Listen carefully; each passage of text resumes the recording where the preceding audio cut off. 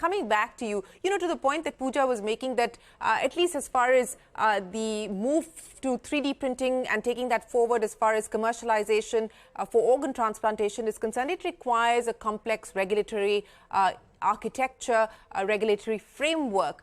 In your case, I would imagine it's more about sensitization of the many stakeholders involved. Now, how do you scale this up? I understand that you're working with in different states at this point in time, from Maharashtra to Karnataka, and across different demographics as well. How do you scale this? So, one of the models for scaling is because this doesn't really require expertise to collect the data. So we were hoping that we could set these, screening centers in public health centers and even train the ASHA workers to collect the data, and we just do the analytics part. So that's the way that we can really scale up. So we really need huge government adoption for this. How much would it cost to screen a student using Giftolexia's tool? So at this point of time, it's 500 for private schools, and we give it at a 50% discount to government schools. Yeah, that's really not a lot of money when we talk about the kind of impact that it could potentially have on a child's life. But Abhilasha, the same question to you. You were talking about making better decisions on the back of the data that you assimilate and put together. Are you seeing a buy-in from governments, from local authorities? Because at the end of the day, they're the ones in positions of power who need to make those decisions.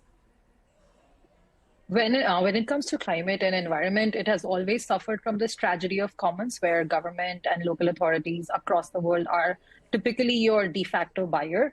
But as Teena mentioned, it's not just in environment and climate, the budget is immense. Like, the kind of budgets allocated globally are in billions of dollars. But the sales process or the buying processes are so complicated, riddled with inefficiencies and so on and so forth, that I think for young startups like us, it is definitely primary challenge. The climate tech in general as a sector, because your user and the client are not always the same. When you're selling a skincare product, I'm selling it to you, you are buying, you're my user, you're my consumer. It is a very simpler dynamics. But when it is, for instance, media or climate tech, when the person paying you the bill and the person who's using or is going to have the utility is not the same, there is definitely a challenge of figuring out monetization. There are few avenues where we have found easier pathways.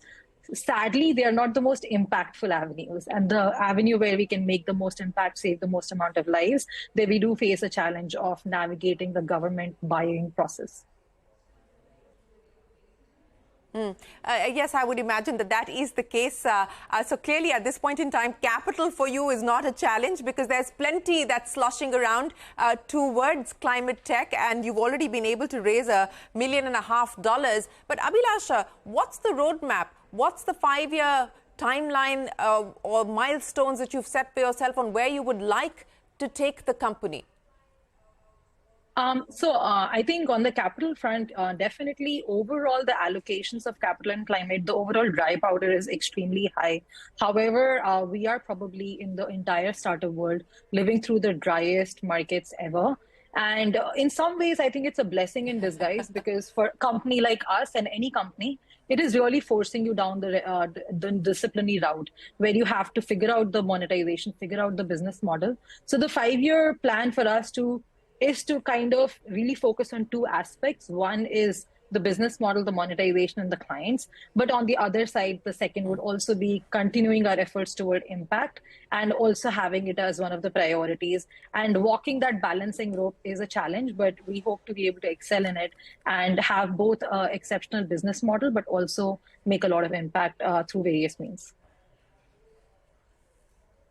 Yeah, I would imagine. But Pooja, you're looking at raising funds at this point in time. How challenging has it been? How challenging does it continue to be? As Abhilasha was saying, there's lots of money around. People are sitting on dry powder, but it's perhaps the driest summer, winter, whatever you'd like to call it, that we've seen for the startup ecosystem in the last few years. So how much of a challenge is that for you? And two challenges, affordability and accessibility, both those challenges, you're trying to solve for. What have you been able to do in order to meet both those fronts? Yes. So just to answer your question, so we've been completely bootstrapped at the moment, Shereen, and we've been revenue positive in the last fiscal year.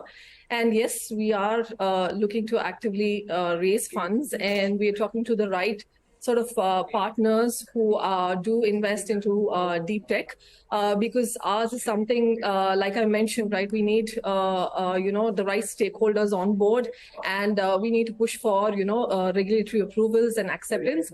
But, like I mentioned, regulations have come in place where they have, pushed for alternative models and recognized, 3D bioprinting as, the next gen tech that can actually be used for, different applications, like I mentioned, to develop, to develop models as, an alternative to animal testing for pharmaceutical or cosmetic companies.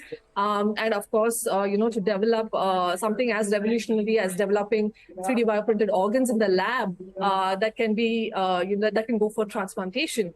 Now, having said that, along the way, what we have done is we've bolstered ourselves, and we've had some fantastic partnerships along this way, where we have, tied up with Microsoft, where we are using their AI platform to develop AI-based bioprinting solutions, which is going to be a game changer again for clinical applications. We've also had a strategic collaboration with High Media, which is again a homegrown life sciences company that delves into cells and media, and their vision very much aligns with the vision of NBIL, and we want to collectively sort of take this leap into not just being a Me Too, but more to be a true pioneer in the field of biofabrication. 10 seconds exactly. I'm going to give you all the final comments. Teena, I'll start by asking you, global aspirations, you want to take this outside of India?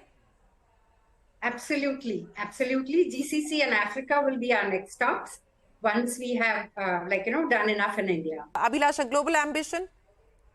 Climate change is a global problem. Our solution is and has to be global. So we're really focused on, in carbon markets, Southeast Asia, global South, I think, Southeast Asia, India, and Africa. But as far as like climate risk analytics is concerned, Japan, Europe, and New York would be our sort of like go-to markets and focus areas.